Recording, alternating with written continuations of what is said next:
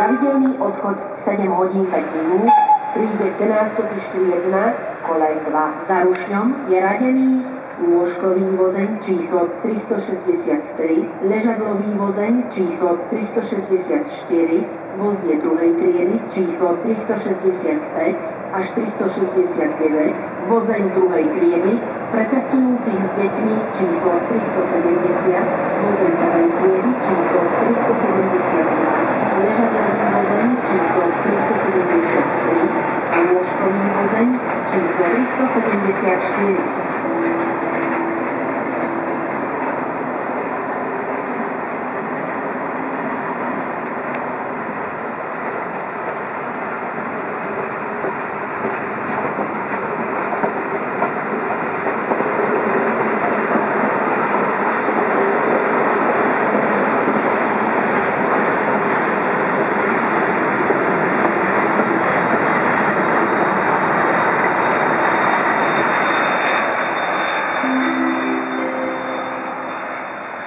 Medzištátny výchlik 441 Excelsior zo smeru Cheb a Čadca, ktorý pokračuje smer Poprad Tatry a Košice.